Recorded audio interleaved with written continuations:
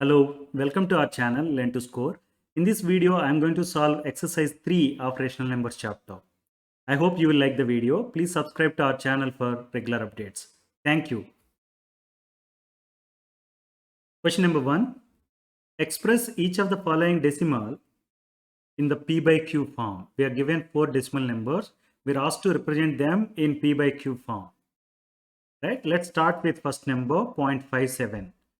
We have learned in this chapter that there are two different kind of decimal numbers. One are terminating decimals and other are non-terminating recurring decimals, right? But in this particular case, 0.57 is a terminating decimal. It means after 7, there are no further digits, right? So it is sort of terminated. That's why it is called terminating decimal. Look at 0.57. That can be written as 0.57 divided by 1, right? But you can't say that this is in the P by Q form because the numerator is not an integer. That is 0.57, right? Though denominator is integer. When I say P by Q form, I want both P and Q to be integers, right? Now 0.57 is represented as 0.57 divided by 1, right? Let's look at 0.57. It has got two digits after the decimal point, right? You see 0.57 has two digits after decimal point. That's why I suggest that we should multiply the numerator and denominator of this number with 100. You look at this, you have two digits here after decimal, you have two zeros here. This is the point you have to note, right? When you multiply 0.57 by 1 with 100 in the both numerator and denominator, it can be written as 0.57 times 100 divided by 1 times 100, right? 0.57 times 100, if this dot moves one step to the right when you drop 1 0, and this will move to the next digit to the right side when you drop the other 0 also. It means it is 57.0. Got it? 0.57 into 100 is 57.0. Let me write that. So the numerator is 57 and denominator is going to be 1 times 100, that is equal to 100. Let's write that 57 by 100. So to answer the question, I can say that 57 by 100 is the P by Q form of 0.57. Right? Now let's look at the second number, that is 0.176, right? 0.176 is also a terminating decimal, right? Because after 6, we don't have any further decimals, further digits, right? So I can write 0.176 as 0.176 by 1. And as you see here, 0.176 has 3 digits after the decimal point. This is your decimal point. After that, you have 3 digits, 1, 7, and 6, right? Since you have 3 digits, I want to multiply both numerator and denominator of this number with 1000. You see, 3 digits, 3 zeros. Now 0.176 into 10 is going to make it 1.76, right? Because this will go one step to the right. 0.176 into 100 is going to bring this dot here so that I can write it as 17.6, right? 0.176 into 1000 can be written as 176.0 because this dot moves the 3 steps to the right, 3 digits to the right, right? So 170.176, when you multiply with 1000, it becomes 176, and the denominator is 1 times 1000, that is equal to 1000. What we have done is we have multiplied 0.176 by 1 with 1000 in the both numerator and denominator, such that we got 176 by 1000. You look at this. Numerator is an even number and denominator is also an even number, right? So I can divide both numerator and denominator with number 2, right? When I do that, it becomes 88 by 500. Again, both numerator and denominator are even numbers, right? I can divide both numerator and denominator with number 2 so that it becomes 44 by 250, right? Again, divide numerator and denominator with number 2 so that it becomes 22 by 125. Now let's write this. 0.176 equal to 22 by 125, right? So to answer the question, 22 by 125 is the P by Q form of 0.176, right? Now let's consider the third part of the question, that is 1.00001. It is also a terminating decimal, right? After this 1, we don't have further digits. That's why it's terminating decimal. I can write it as 1.0001 divided by 1, right? Look at this number. 1, 2, 3, 4, 5. After this decimal point, we have 5 zeros. Sorry, 5 digits, right? We have 5 digits. For that reason, we are going to multiply both numerator and denominator of this particular ratio with 1 lakh, which has got 5 zeros. You see, 1, 2, 3, 4, 5, 5 zeros, right? When you multiply it, both numerator and denominator, as I said earlier, 1.000, 4 zeros and 1, when you multiply with 5 zeros, what happens is these 5 zeros you can strike off and move this particular dot to, so that it becomes 1 0 0 0, 4 zeros, 1 dot, right? Now let me write that.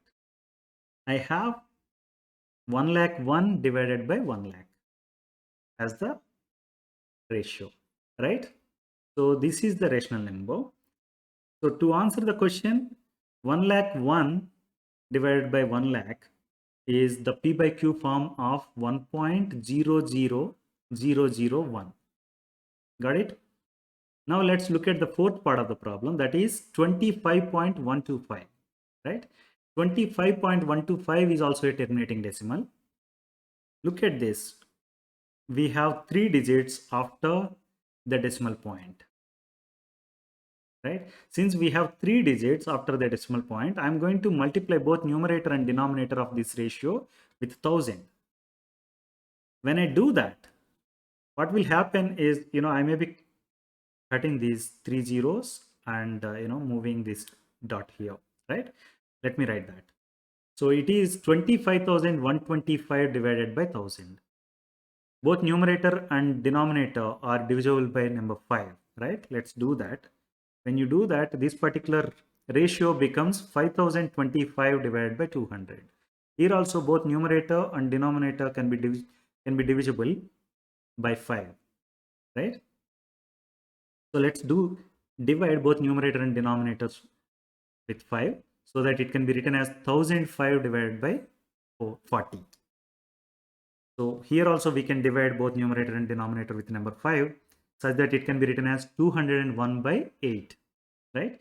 Now let me write 25.125 or 25.125 equal to 201 divided by 8.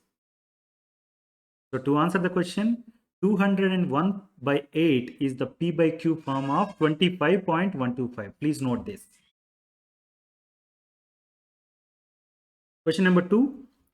Express each of the following decimals in the rational form P by Q. We are given 4 numbers. Let's take a look at the first number. That is 0.9 with overbar on number 9, right? When you have this number 0.9 with overbar on number 9, it can be written as 0.99999 and so on, right? When you have overbar on a number like 9, it means the digit 9 is going to repeat as many times as you can write. That's why it is called non-terminating recurring decimal. It is not terminating, at the same time it is recurring, meaning it is keep on repeating, right? So let me assume that x equal to 0.999 and so on, right? Look at this. We have only one digit, which is one number which is repeating, right? Number 9 is repeating. Let's write that. One digit, that is number 9, is repeating. That's why we say that periodicity of the given decimal is 1. When periodicity of the given decimal is 1, we say that let's multiply both sides of this equation with number 10. You see, one digit is repeating and we have 1 0 to multiply both the sides of the given equation, right? X equal to 0.9999 and so on is going to be multiplied with 10 on both the sides, so that it becomes 10x equal to 0.9999 and so on into 10, right? As we said earlier, if I have 0.9999 and so on into 10, what happens is when you drop this 0, this dot moves one digit onto the right. It means it becomes 9.999 and so on, right? Now let me write that. 10x equal to 9.999 and so on. Now let's subtract x equal to 0.999 from 10x equal to 9.999 and so on. Let's write that. When you want to subtract, what you have to do is you take care of this dot here and dot here. They should be on the same line. If you draw a vertical line, these two should be on straight line. Okay. When you have that, now you have 10x equal to 9.999 and so on, and x equal to 0.999 and so on, right? When you want to subtract, you change the sign of the terms in the equation below, right? 10x minus x is 9x. Now look at this. This 9 and this 9, when you subtract 0, 0, and when you subtract, you're getting 0 here also, right? And 9 minus 0 is 9. For that reason, I write it as 9x equal to 9.0, right? Let me write x equal to 9 by 9, that is equal to 1. It means 0.9 with overbar on 9, that is written as 0.9999 and so on, is equal to 1. Got it? Now let's look at the next part, that is 0.57 with overbar on both the digits 5 and 7. It is also a non-terminating recurring decimal. Here two digits are repeating, right? Let's assume that x equal to 0.575757 and so on. Since two digits are repeating, I want you to multiply both the sides of this equation with 100. You see, two digits 5 and 7 are repeating. That's why periodicity is 2. Since two digits are repeating, we want to multiply both the sides of the equation with 100, which has got two zeros, right? Now it means 100 times x equal to 0.575757 and so on into 100, right?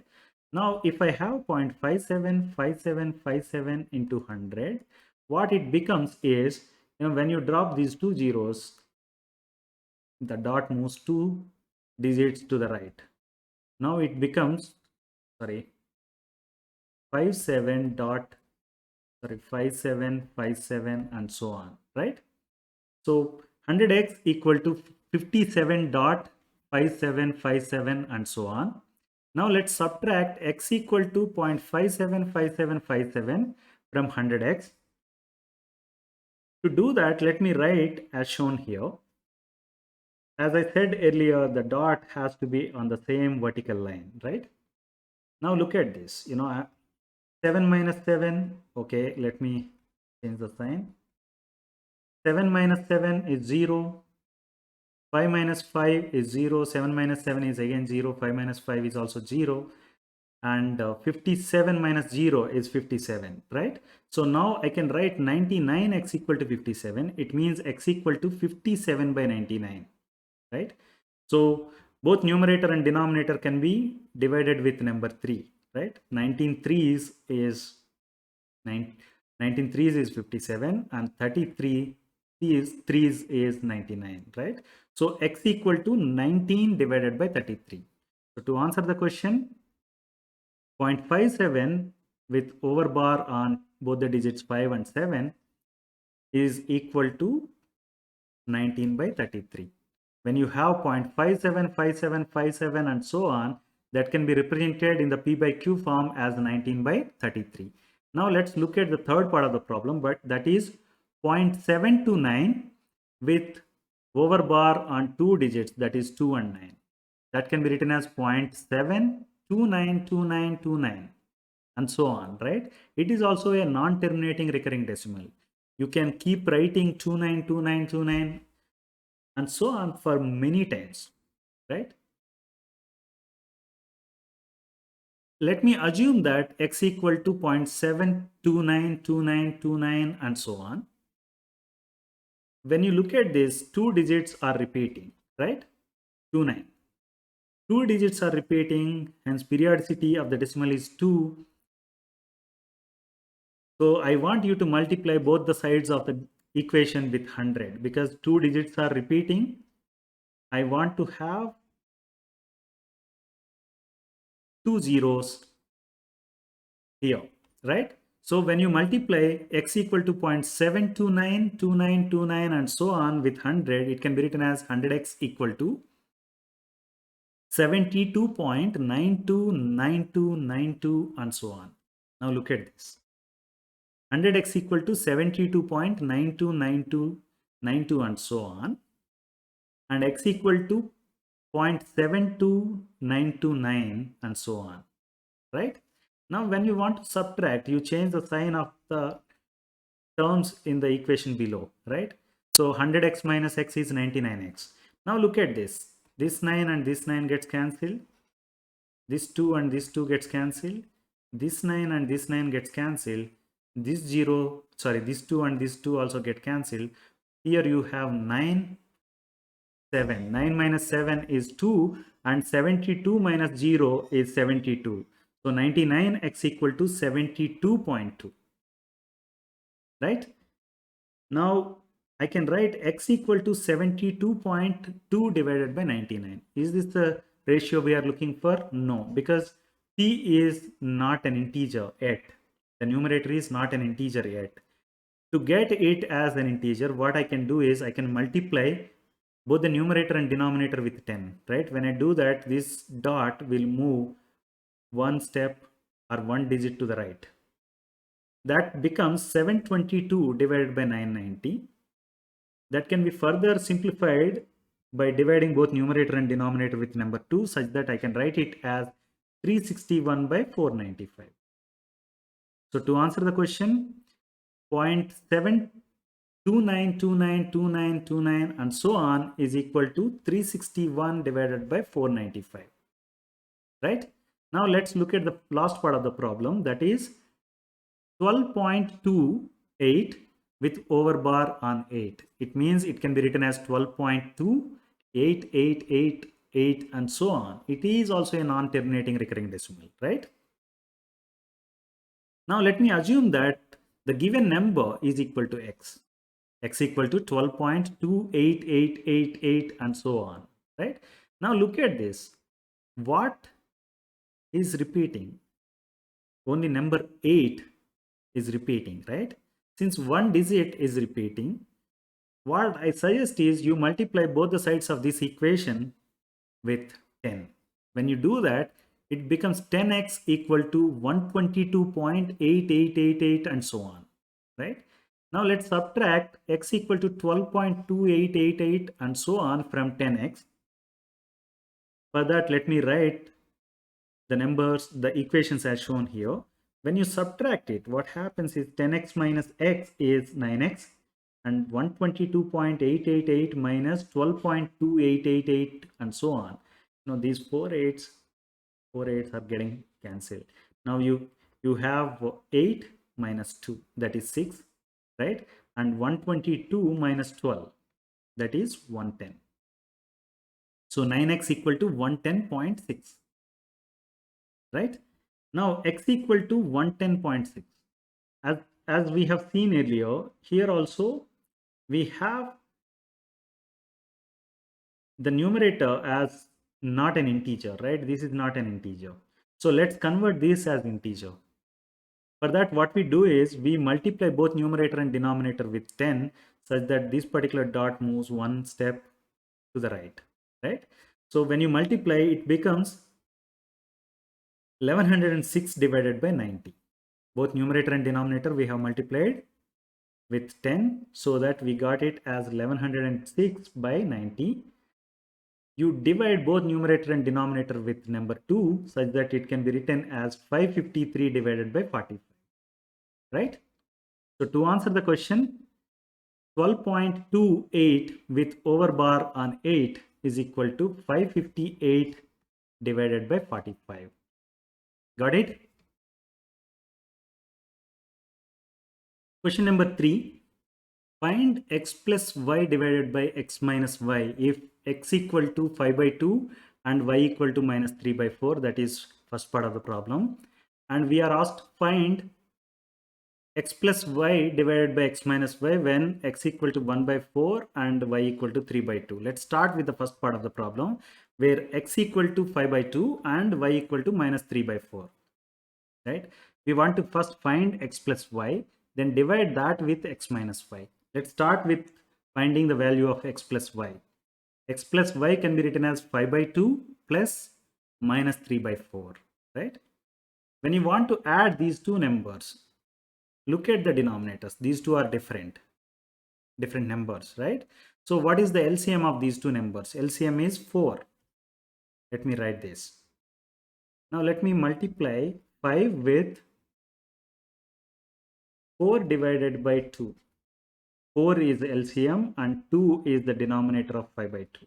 4 divided by 2 is 2. That's why let me write it as 5 times 2 now. Plus, let me write minus 3 as is. And now 4 divided by this 4, that is equal to 1. Right? Now let's write this. 5 times 2 plus minus 3 times 1 divided by 4. Right? When you simplify it, it can be written as 10 minus 3 divided by 4, that is equal to 7 by 4. So we got the value of x plus y, right? Now we want to get the value of x minus y. X minus y equal to 5 by 2 minus 3 by 4, right? It goes same way. LCM is 4, so that it can be written as 5 times 2 minus 3 times 1. Okay, now minus times minus is plus. Minus times minus here is going to be plus. That's why it is going to be 10 plus 3 divided by 4.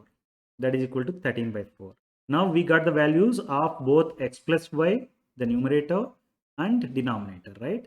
So x plus y divided by x minus y can be written now as 7 by 4 divided by 13 by 4, right? When you have two ratios which are getting divided, what you will be doing is you will be dividing 7 by 4.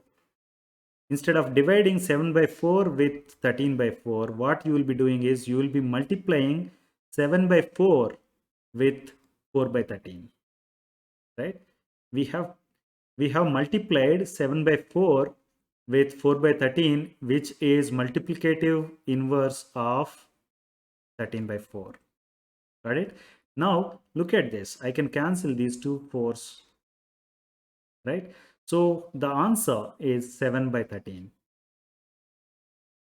When x equal to 5 by 2 and y equal to minus 3 by 4, x plus y divided by x minus y is 7 by 13. This is the answer we are looking for, right? Now let's look at the second part of the problem where x equal to 1 by 4 and y equal to 3 by 2.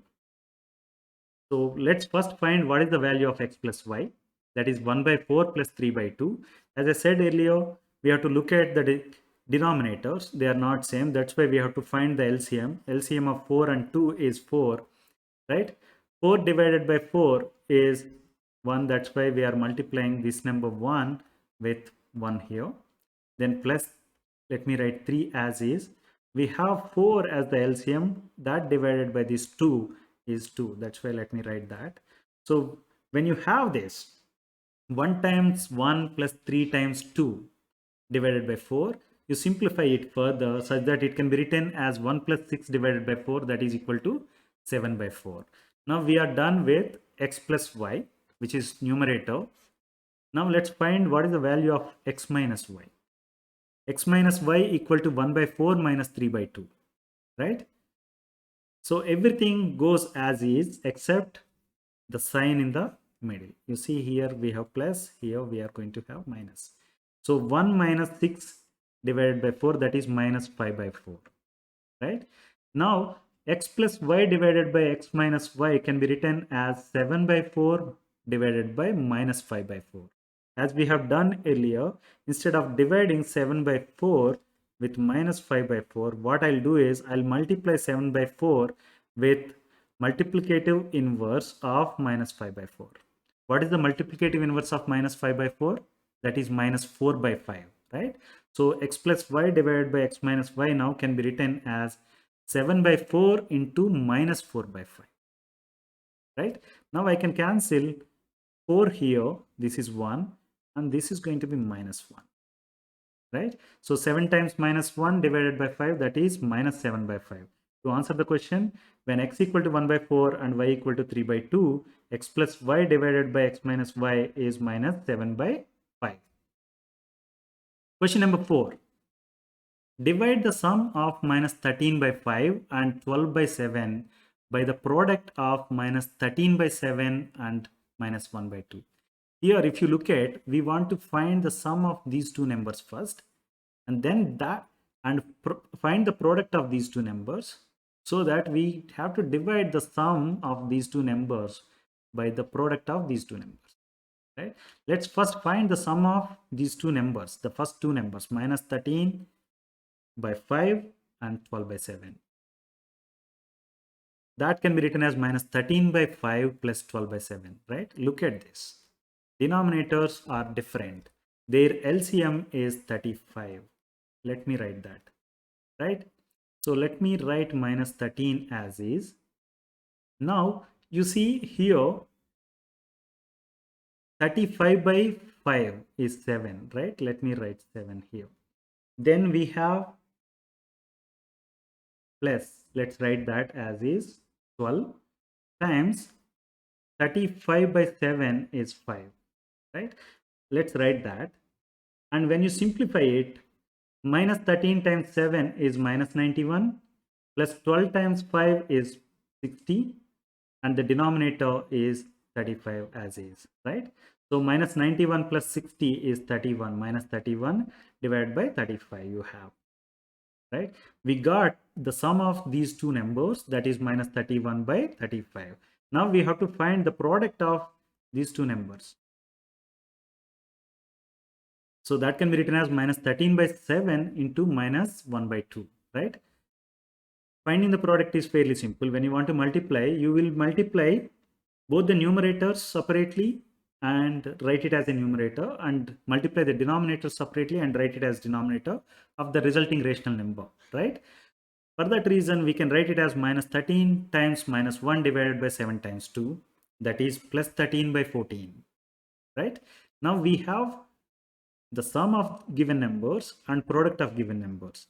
We want to divide the sum of the given numbers by product of the given numbers, right?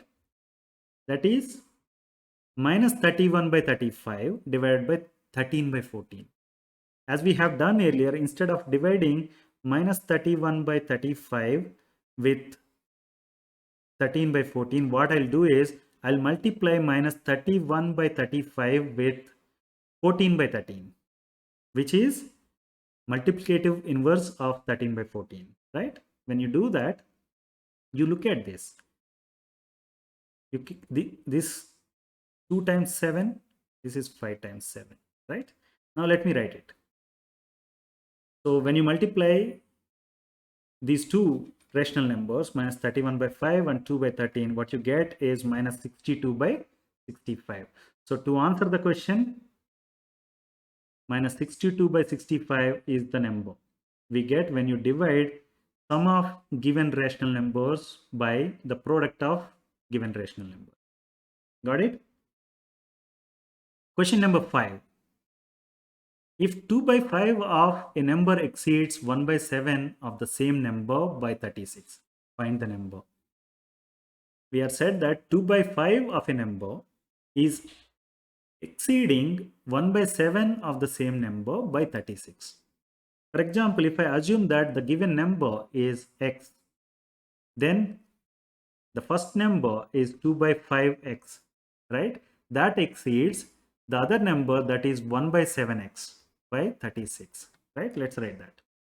2 by 5x exceeds 1 by 7x by 36. This can be written as 2x by 5 minus 1x by 7 equal to 36, right? When you rearrange it, you can write it as 2 by 5 minus 1 by 7 times x equal to 36. Let's find the value of 2 by 5 minus 1 by 7 first. The denominators are different. That's why we have to get the LCM, right? LCM is 35. When you have LCM 35, you can write 2 as is, and 35 divided by 5 is 7, minus, I'm writing as is, 1 times 35 divided by 7, that is 5, right? When you write this, so 2 times 7 is 14, and minus 1 times 5, that is 5. 14 minus 5 divided by 35, that is 9 by 35, right? So now this particular equation becomes 9 by 35 x equal to 36, right? As you see here, 9 by 35 is multiplying the x, right? If I take 9 by 35 onto this side, what happens is x is going to be equal to 36 divided by 9 by 35, right? Let's write that. So if you have a division like this, instead of dividing 36 with 9 by 35, what I'll do is I'll multiply 36 with 35 by 9. 35 by 9 is multiplicative inverse of 9 by 35, right? Now, as you see here, 4 times, right? 4 times 35 divided by 1. So x is equal to 140, right? The number is 140. That's what we are asked to find, right?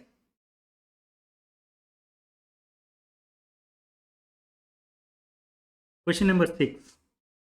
Two pieces of lengths 2 3 by 5 meters and 3 3 by 10 meters are cut off from a rope of 11 meters long. What is the length of remaining rope? We're given a rope of length, let's say 11 meters long. From that, two pieces of lengths 2 3 by 5 meters and 3 3 by 10 meters are cut. And we are asked to find what is the length of remaining rope, right? So let's consider the first piece. Length of first piece is 2 3 divided by 5 meters, right? 2 3 by 5 can be written as 2 times 5 plus 3 divided by 5, right? 2 times 5 plus 3 divided by 5. That is 10 plus 3 divided by 5, that is equal to 13 by 5 meters. Let's write that. Length of piece 1 is 13 by 5 meters. Length of piece 2 is 3 3 by 10 meters is given. That can be written as 3 times 10 plus 3 divided by 10, right? 30 plus 3 by 10, that is equal to 33 by 10. Now we have lengths of two pieces known in the form of rational numbers. 13 by 5 meters is one piece, and second piece is 33 by 10 meters, right?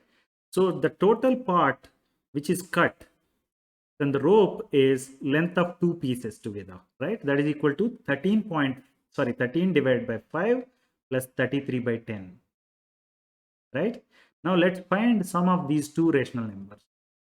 That is going to be the length of the rope that is cut, right? So as you see here, 5 and 10 are there in the denominator. That's why we have to find LCM. LCM of these two numbers is 10. So when you write LCM in the denominator 10, you can write it as 13 as is, and this 2 is 10 divided by 5, right? And plus 33 as is, and 10 divided by 10 is 1, right?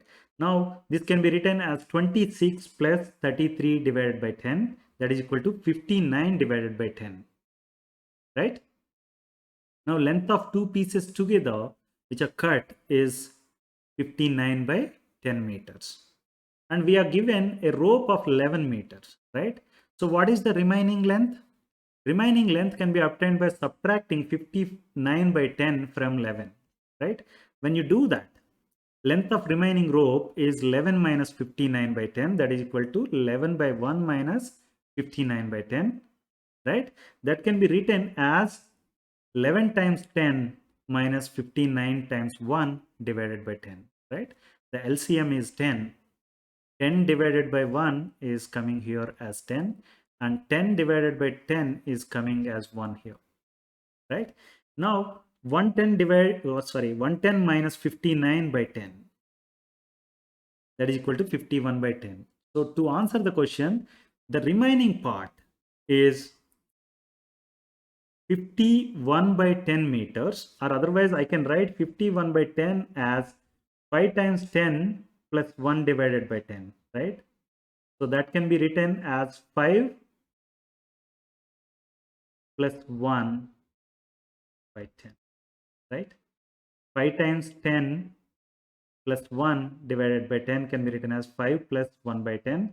That can also be written as a mixed fraction like 5 1 by 10, right? So length of the remaining rope is 5 1 by 10 meters. This is what we are asked to find. Question number 7. The cost of 7 2 by 3 meters of cloth is 12 3 by 4 rupees. Find the cost per meter. So length of the cloth is given 7 2 by 3 meters, and price is given 12 3 by 4 rupees. Let's first write these mixed fractions into a rational number. Let's write these numbers given into rational numbers. The length of the cloth is 7 2 by 3 meters, right? That can be written as 7 times 3 plus 2 divided by 3, that is equal to 21 plus 2 divided by 3, 23 by 3, right? So length of the cloth is 23 by 3. Now price is 12 3 by 4, right? 12 3 by 4 rupees can be written as 12 times 4 plus 3 divided by 4, that is equal to 48 plus 3 divided by 4, that is equal to 51 by 4. Now we have price of the cloth as 51 by 4 rupees, right? Let me put the statement given in the problem statement. It is said that cost of 23 by 3 meters cloth is 51 by 4 rupees, right? And we are asked to find cost of 1 meter. So let me write this. Cost of 1 meter cloth is how many rupees is the question, right? When you write like this, if you do cross multiplication, what you get is cost of 1 meter cloth is going to be 51 divided by 4. Sorry, 51 by 4 divided by 23 by 3 rupees. Got it? So it means we have to find 51 by 4 divided by 23 by 3, value of this particular division, right? So 51 by 4 divided by 23 by 3 can be written as 51 by 4 into 3 by 23, right? And when you multiply it, what you get is 153 divided by 92. So to answer the question, cost of 1 meter cloth is 153 by 92 rupees. You can convert it into mixed fraction, but I am stopping here. Question number 8. Find the area of a rectangular park of length 18 3 by 5 meters and breadth 8 2 by 3 meters. What is the area of this rectangular park? length is given, that is 18 3 by 5 meters. That can be written as 18 times 5 plus 3 divided by 5, right? That is 90 plus 3 by 5, 93 by 5. Let's write that. Length is 93 by 5 meters. Width or breadth is h2 by 3 meters is given, right? That can be written as 8 times 3 plus 2 divided by 3, right? 8 times 3 plus 2 divided by 3, that is equal to 26 by 3. Now we have width as 26 by 3 meters, right? Both length and width are expressed as rational numbers now, right? And we know area of a rectangular park can be written as length times width, right? Area of a rectangle is length times width, right? For that reason, area of rectangular park, we are going to write it as length times width, that is 93 by 5 times 26 by 3, right? Look at this. I can divide how many times? 31 times, right? So it is going to be 31 by 5 times 26 by 1, right? When you multiply, it can be written as 806 divided by 5. So 806 divided by 5 can be written as 161 times 5 plus 1 divided by 5, right? It means I can write it as 161 plus 1 by 5, right? Or otherwise I can write it as 161 1 by 5. Okay. So to answer the question, area of the rectangular park is 161 1 by 5 meter square, right? Units of area is in meter square. That's why we have written meter square here. Got it? Question number 9. What number should minus 33 by 16 be divided by to get minus 11 by 4? So let me assume that the divisor is x. If divisor is x, the given problem statement can be written as minus 33 by 16 divided by x equal to minus 11 by 4, right? Now what I'm going to do is, instead of dividing that minus 33 by 16 with x, let me take this x onto the other side. Instead of dividing on this side, when it goes to the other side, it is going to multiply, right? So I can write it as minus 33 by 16 equal to minus 11 by 4 times x. But this is not going to help, right? Earlier we had x on one side, now we got it on the other side. But numerical values are on both the sides. If you want to solve this equation, what you have to do is we have to take both the numbers onto one side and keep x only on one side, right? For that, what I'm going to do now is I'll transfer this onto the other side. So it is multiplying x on this side. It means when it goes to the other side, it is going to divide minus 33 by 16, right? So let me write it as x equal to minus 33 by 16 divided by minus 11 by 4, right? When you have a division problem like this, what you can do is, instead of dividing minus 33 by 16 with 11 by minus 11 by 4, I can multiply minus 33 by 16 with minus 4 by 11, right? Let me write that. You look at this.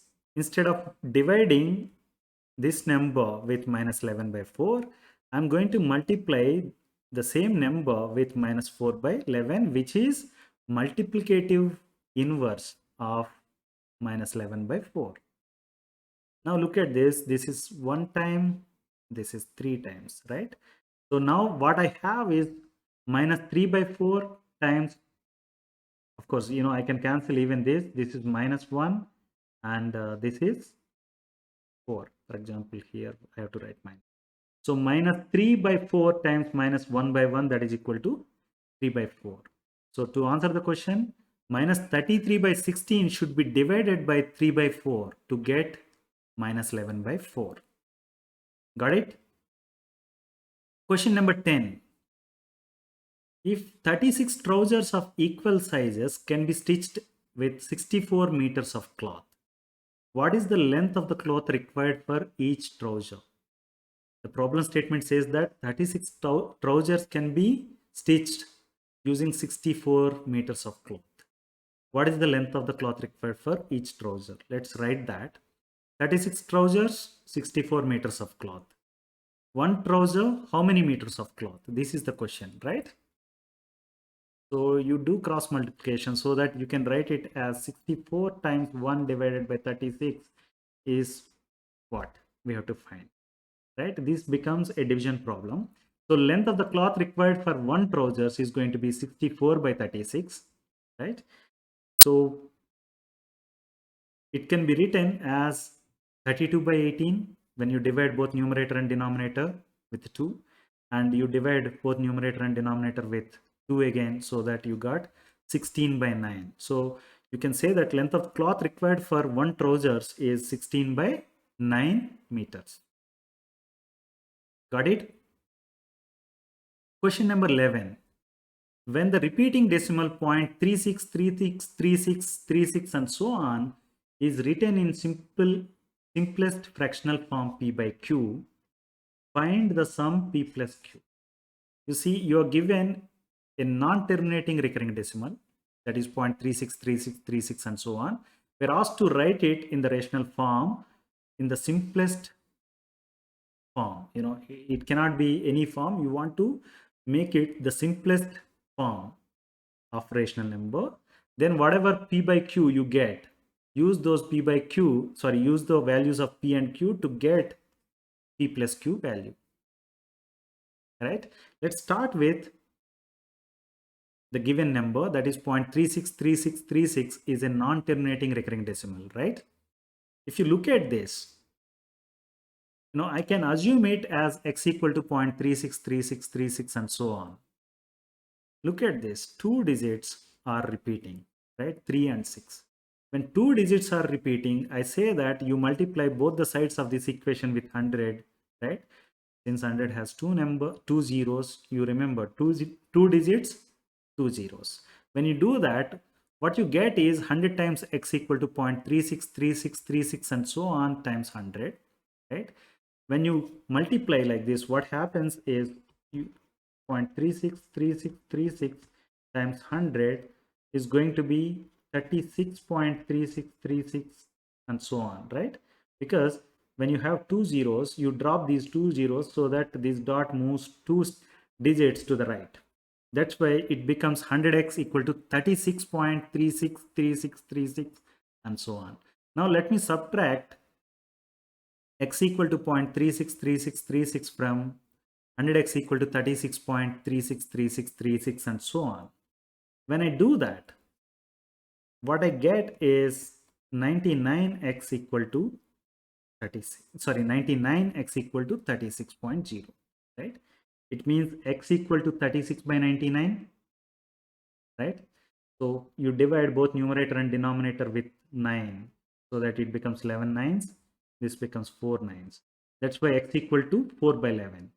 So now we expressed the given number, recurring repeating decimal, non-terminating repeating decimal, in the rational form 4 by 11. This cannot be further simplified, right? Whatever we have got here is not sufficient because we are asked to write it in simplest fractional form. That's why we have written it as 4 by 11, which cannot be further simplified because only number 1 is the common factor across these two numbers. 4 and 11 have only number 1 as the common factor. That's why we say that 4 by 11 is the simplest form of 36 by 99, right? Now, let me write that. 0.363636 and so on is equal to 4 by 11, that is equal to p by q, right? So p is 4 here and q is 11 here, right? So now you have value of p and value of q. Take their sum, that is p plus q equal to 4 plus 11, that is equal to 15, right? So this is what we are asked to find. The sum of p and q is 15, right?